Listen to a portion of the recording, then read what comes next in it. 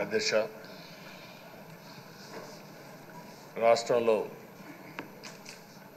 రాష్ట్రంలోనే కాదు తెలుగు రాష్ట్రాల్లో అత్యంత సీనియర్ శాసనసభ్యులు మీరు ఒకరు. బీసీ నేతగా గుర్తింపు ఉన్న మిమ్మల్ని నేడు శాసనసభ అధ్యక్ష పదవిలో చూడడం చాలా సంతోషంగా ఉంది అధ్యక్ష. అంతవరకు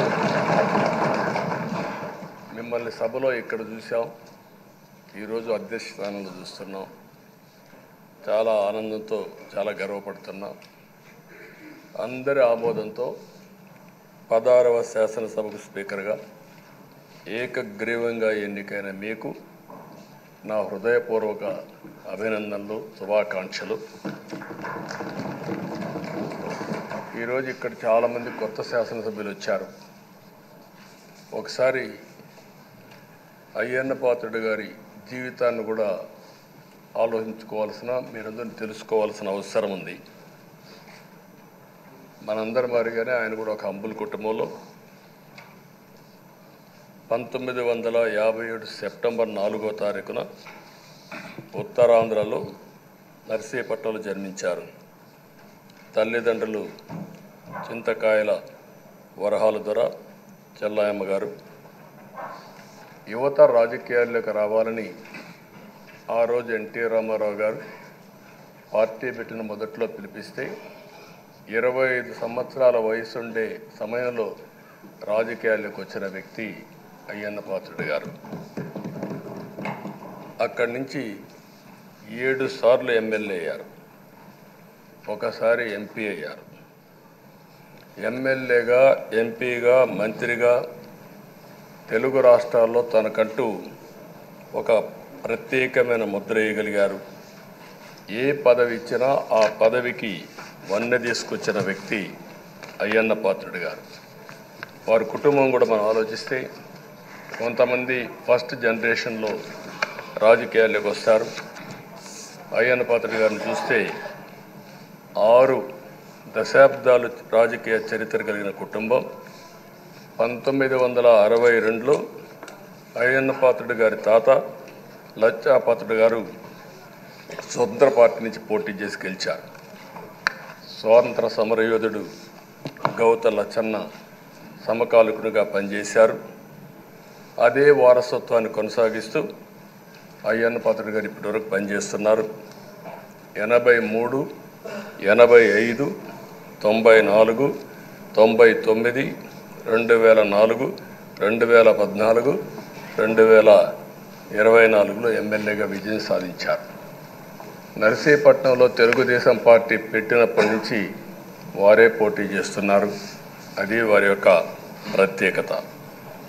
7 సార్లు ఎమ్మెల్యే గెలవడం, 16 సంవత్సరాలు మంత్రిగా పనిచేయడం, 1996లో అనకాపల్లి ఎంపీగా గెలుపొంది 2 సంవత్సరాలు అక్కడ పనిచేయడం, తెలుగుదేశం పార్టీ పాలిట్ బ్యూరో సభ్యుడిగా 10 ఏళ్ళు పనిచేశారు. టెక్నికల్ ఎడ్యుకేషన్, రోడ్లు, భవనాల శాఖ, అటవీ శాఖ, పంచాయతీరాజ్ శాఖ మంత్రిగా బాధ్యతలు నిర్వహించారు. 3 సార్లు R&B మినిస్టర్గా పనిచేశారు. అదేవిధంగా మనం ఒకసారి చూస్తే ఎప్పుడూ పోరాట యోధుడు, రాజీ పడని నాయకుడు, ఒక విశిష్టమైనటువంటి లక్షణాలుండే వ్యక్తి. తెలుగు రాష్ట్రాల్లో ఏ మారుమూల ఎవరిని అడిగినా అయ్యన్న పాత్రుడు గారిని గురించి చెప్తారు.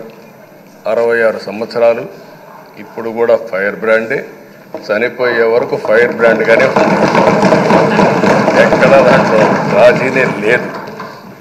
అదే మరి ఇంకొక పక్కన చూస్తే తనకంటూ ఒక ఇమేజ్. అదే సమయంలో లాయల్టీ ఫ్యాక్టరీలో కరుడు గట్టిన పసుపు యోధుడుగా పార్టీలో ఇంతవరకు ఉంటారు, ఎప్పటికీ ఉంటారు. అది ఆయన ప్రత్యేకత.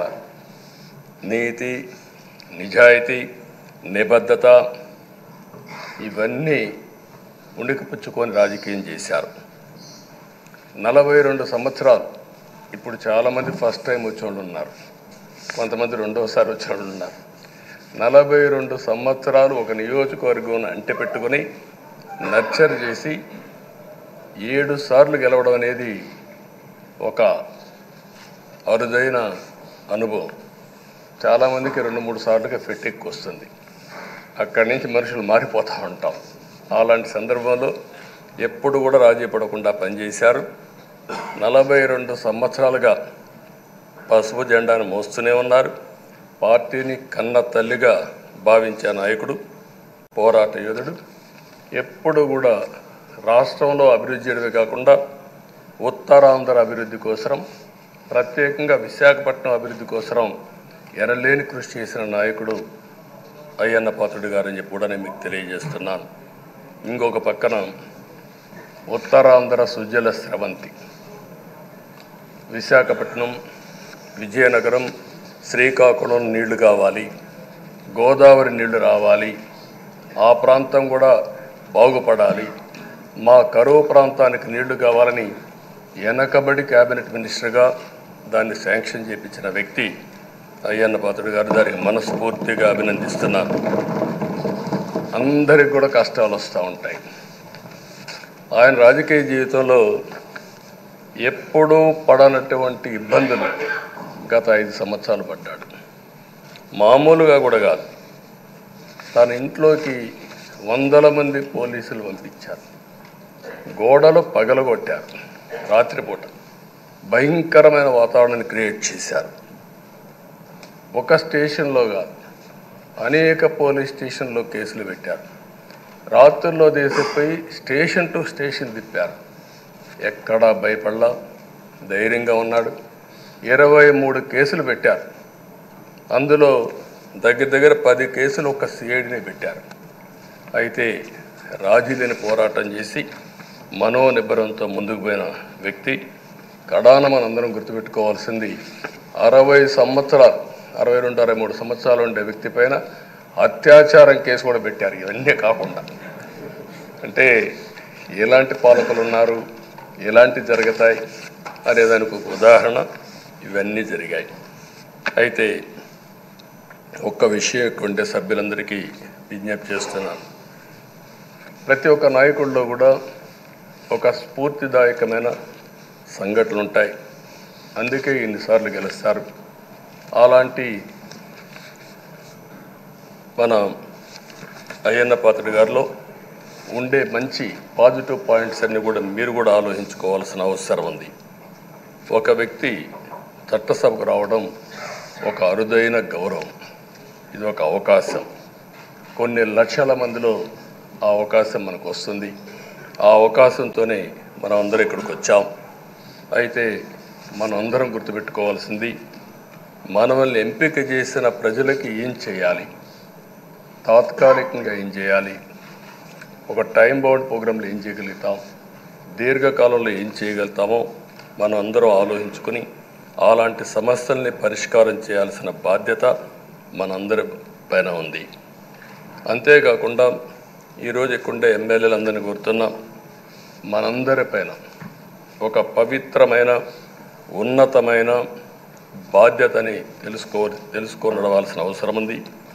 చట్టసభల్లో సభ్యుల ప్రవర్తన, వ్యాఖ్యలు, చర్చలు, మనం ఏదో ఇక్కడ అపోజిషన్ ఉంటే అపోజిషన్కే జవాబుదారితనం, వాళ్ళ మీద మాట్లాడాలనే ఆలోచన కాకుండా మనం మాట్లాడే విషయాలు రాష్ట్రం మొత్తం ప్రజలంతా వాచ్ చేస్తూ ఉంటారు.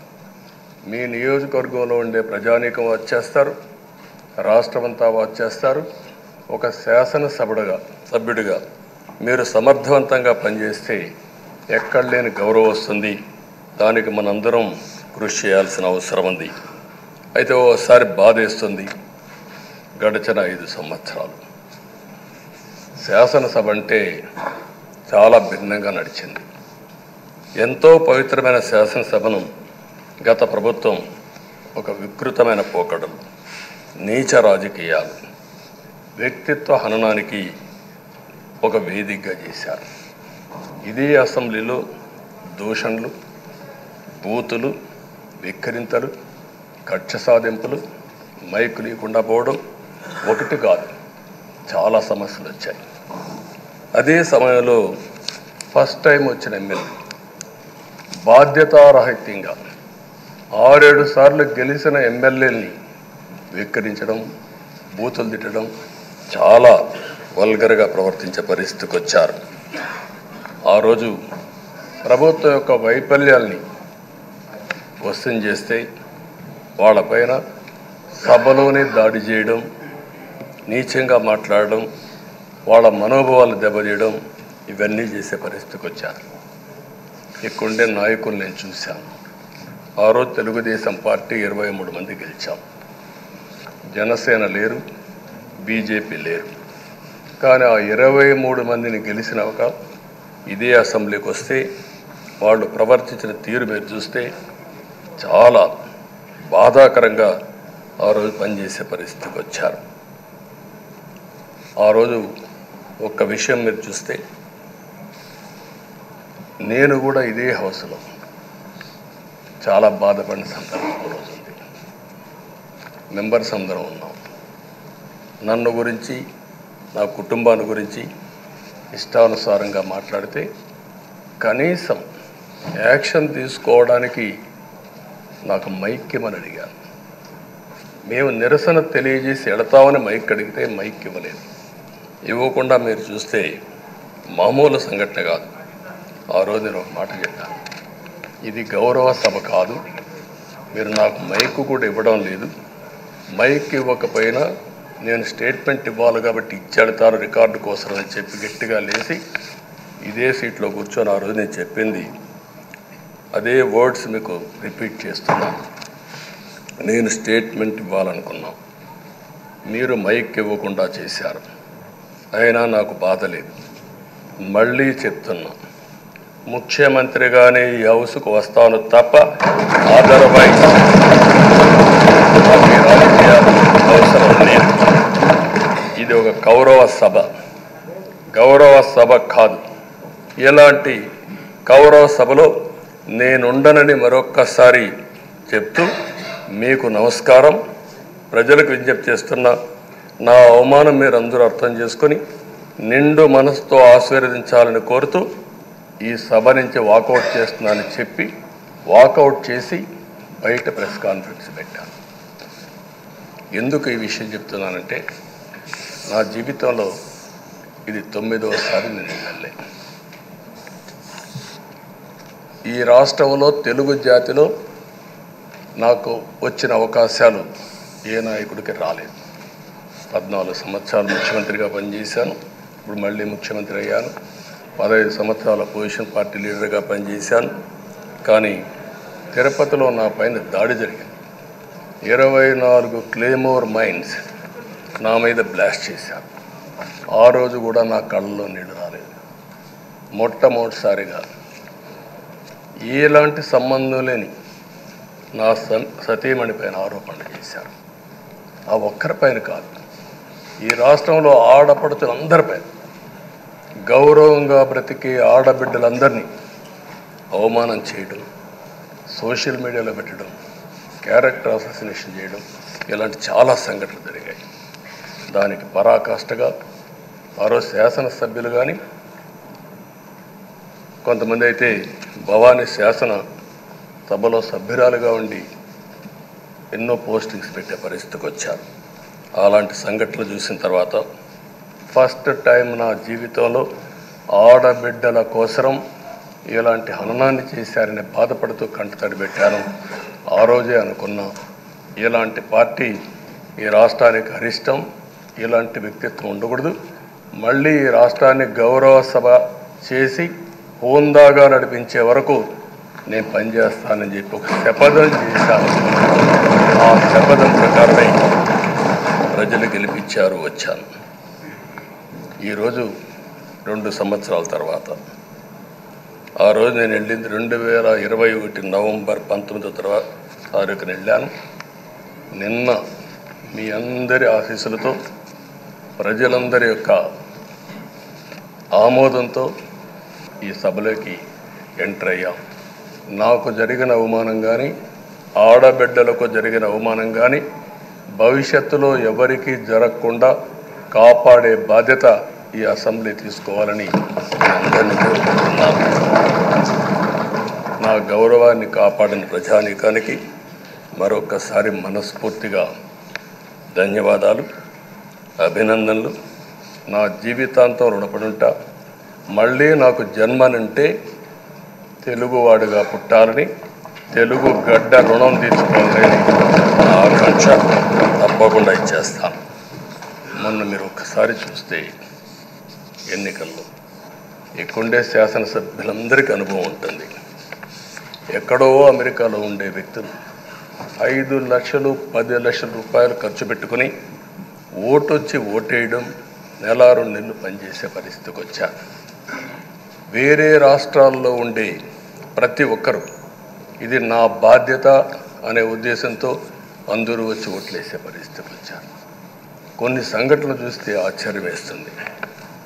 హైదరాబాద్ నుంచి ఎన్నికల ముందు రోజున 55 ట్రైన్లు వేశారు. 55 ట్రైన్లో ఫుట్పాత్లపై నిలబడుకొని వచ్చారు. ఏసీలో ఫుల్గా, మామూలుగా ఏసీ అంటే ఒక ప్రెషర్ ఉంటుంది, ఎక్కువ మంది ఉంటే గాలి ఆడదు. అయినా కూడా లెక్క పెట్టుకోకుండా వచ్చారు. వీళ్ళందరినీ మనం పిలిస్తే రాలా, మనం ఆర్గనైజ్ చేస్తే రాలా. కానీ ప్రజలు గెలవాలి, ఈ రాష్ట్రాన్ని కాపాడుకోవాలని పిలిపించాం. ఎన్డీఏ, పవన్ కళ్యాణ్ గారు, బీజేపీ, తెలుగుదేశం ముగ్గురం కలిసి దాంతో స్పందించి పెద్ద ఎత్తున ప్రతి ఒక్కరూ మా బాధ్యతను వచ్చారు. అదే మాదిరిగా పేదవాడు భోజనం తెచ్చుకొని బస్సుల్లో వచ్చి ఓటేసి మళ్ళీ వెళ్ళారు. అంటే అంత అభిమానం చూపించారు. వాళ్ళ రుణం తీర్చుకోవాల్సిన బాధ్యత ఈ సభ పైన ఉందని చెప్పి మీ అందరికీ తెలియజేస్తున్నా. ఆ బాధ్యతని మన కళ్ళ ముందు ఎప్పుడూ కనపడవలసిన అవసరం ఉంది. ఈరోజు రాష్ట్రం విధ్వంసమైన రాష్ట్రాన్ని మళ్ళీ గాడిని పెట్టాలి. మంత్రులందరం ప్రమాణ స్వీకారం చేశాం, పవన్ కళ్యాణ్ గారు అందరం కూడా చేశాం. కానీ ఈరోజు ఒక్కసారి ఆలోచిస్తే ఎక్కడున్నామో తెలియని పరిస్థితి, ఎంత అప్పు ఉందో తెలియని పరిస్థితి, చాలా సమస్యలు ఉన్నాయి. అయితే ప్రజలు మంచి ఎమ్మెల్యేలు ఎన్నుకున్నారు. నేను కానీ, పవన్ కళ్యాణ్ గారు కానీ, బీజేపీ కానీ, అగ్రనాయకత్వం అందరం కూడా, నరేంద్ర మోడీ గారితో సహా ఇంకొక పక్క అమిత్ షా గారు అందరం కూడా మీటింగ్లు పెట్టినప్పుడు చాలా స్పష్టంగా హామీలు ఇచ్చాం. అవి నమ్మారు, మనలందరినీ ఎంపిక చేసుకున్నారు. మీరందరూ కలిసి ఒక మంచి వ్యక్తిని, రాజకీయాల్లో గౌరవాన్ని కాపాడే వ్యక్తిని, పార్టీని నమ్ముకున్న వ్యక్తిని మీరు ఎన్నుకున్నారు. ఈరోజు మనందరం కూడా గుర్తుపెట్టుకోవాల్సింది, ఇక్కడికి వచ్చినప్పుడు అవతల పార్టీ వాళ్ళు కూడా మనం ఎగతాళి చేయాల్సిన అవసరం లేదు. ప్రజల పనిష్మెంట్ ఇచ్చారు. ఇదే హౌస్లో నేను చూశాను. 23 సీట్లు మాకు వచ్చాయి. నేను బాధపడ్డాము. కానీ ప్రజాస్వామ్యాన్ని గౌరవించాలనే ఉద్దేశంతో ప్రజాస్వామ్యుతంగా పనిచేశాం. 23వ తారీఖు ఎన్నికల రిజల్ట్స్ వస్తే దాన్ని వక్రీకరించి 23వ తారీఖున దేవుడు రాసిన స్క్రిప్ట్ ఇది, మీకు 23 సీట్లు వచ్చాయని మాట్లాడారు. ఇప్పుడు నేను అడుగుతున్నాను, కూటమికి 164 సీట్లు వచ్చాయి. 1, 6, 4 కూడుకుంటే 11 వస్తుంది. రాష్ట్రంలో దగ్గర 1631 రోజులు అమరావతి రైతాంగం ఆడబిడ్డలు ఉద్యమం చేశారు. ఆ 4 నెంబర్లు కలుపుకుంటే 1, 6, 3, 1 కలుపుకుంటే 11 వస్తుంది. అంటే ఇది కూడా భగవంతుడి స్క్రిప్ట్ అయినా కూడా నేను మాట్లాడడం లేదు, నేను కామెంట్ చేయడం లేదు. ఈరోజు ఉంటే వాళ్ళకు కూడా అర్థమయ్యేది. వాళ్ళు ఉండకుండా పోవడం అనేది వాళ్ళ పిరికితనం తప్ప ఇంకోటి కాదని చెప్పి కూడా నేను మీకు తెలియజేస్తున్నా. అయితే నేను ఇక్కడుండే సభ్యులను కూడా మిమ్మల్ని కోరుతున్నా, మనం ప్రజా సమస్యలపైన దృష్టి పెట్టాలి తప్ప వీళ్ళ మీద కాదని చెప్పి కూడా నేను మీకు తెలియజేసుకుంటున్నాను. ఆ రోజు పవన్ కళ్యాణ్ గారిని అసెంబ్లీ గేటు కూడా తాకనీయం అని పెద్ద డైలాగులు చెప్పారు. 21 సీట్లలో పోటీ చేస్తే 21 సీట్లని గెలిపించిన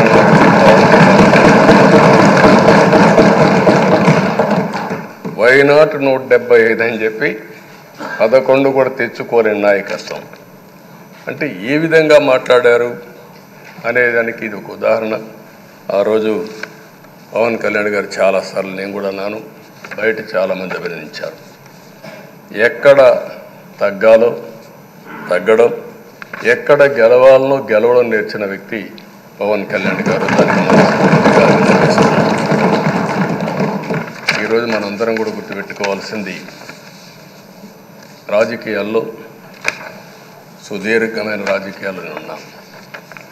మొత్తం కలిసి 16వ సభ. మీ అందరికంటే సీనియర్ మోస్ట్ నేను. 8 + 1 9వసారి. అంటే 16 సభల్లో 16వ సభ, 9 సభల్లో ఉన్నాను. అంటే అన్ని సభల్లో చూశాను. నా జీవితంలో ఎప్పుడూ చూడని సభ మొన్న జరిగిన సభ, 15వ శాసనసభ. కానీ ఇప్పుడు నేను కోరుకునేది మీ దగ్గర నుంచి, అది ఒక చెడు సభ కింద, ఒక కౌరవ సభ కింద మనం భావించాం. కానీ అత్యున్నతమైన సభగా 16వ శాసనసభని నిర్వహించే బాధ్యత మనందరిపైన ఉంది. గౌరవప్రదంగా నిర్వహించాలి. అదే సమయంలో ఇక్కడుండే ప్రతిపక్షాల దృష్టిలో పెట్టుకొని కాదు, 24 గంటలు మనం ప్రజలతో ఉండాలి.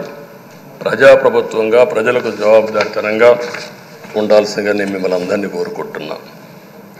ఈరోజు మనందరికీ అధికారం ఇవ్వడం కాదు, అతి ముఖ్యమైన బాధ్యత ఇచ్చారు. ఈ రాష్ట్రాన్ని మళ్ళీ ఘాటున పెట్టమని మనతో మాట్లాడారు, మనకు చెప్పారు. ఎప్పుడు కూడా నేను ఒకటే భావిస్తాను, ప్రజా జీవితాలను మార్చే శక్తి ప్రభుత్వ విధానాలకు ఉంటుంది. ఆ ప్రభుత్వ విధానాలకు రూపకల్పన చేసే సభ ఈ చట్టసభ. ఈ విషయం ప్రతి ఒక్కరూ గుర్తుపెట్టుకోవాల్సిన అవసరం ఉంది. ఈరోజు మనం చేసే పని,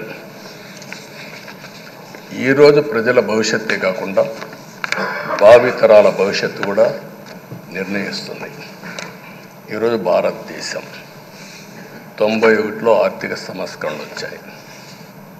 ఒక తెలుగు బిడ్డ పివి నరసింహరావు గారు ఆర్థిక సంస్కరణలు ప్రవేశపెట్టారు.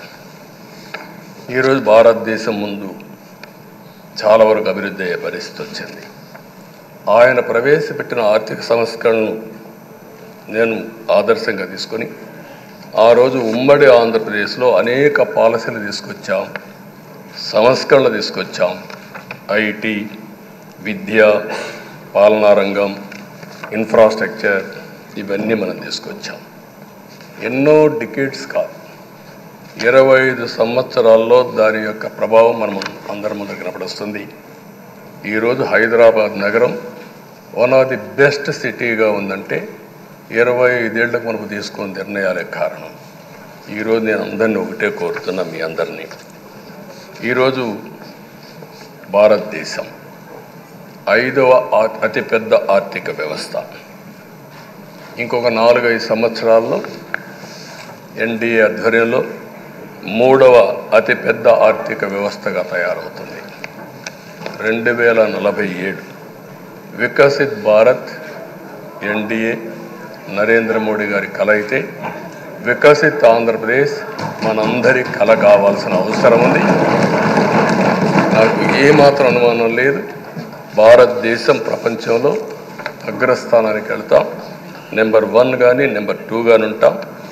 అదే సమయంలో మనందరి ఆశయం, మనం చేసే చట్టాలన్నీ కూడా తెలుగువారు ప్రపంచంలోని నెంబర్ 1గా ఉండాలని, ఆంధ్రప్రదేశ్ని జీరో పావర్టీ స్టేట్గా తయారు చేసి ఆర్థిక అసమానతలు తగ్గించే విధానానికి ఈ సభ శ్రీకారం చుట్టాలని కోరుకుంటూ, దానికి అయ్యన్న పాత్రుడు గారి అధ్యక్షతన మనం ముందుకు పోవాలని చెప్పి మనస్ఫూర్తిగా కోరుకుంటున్నాను.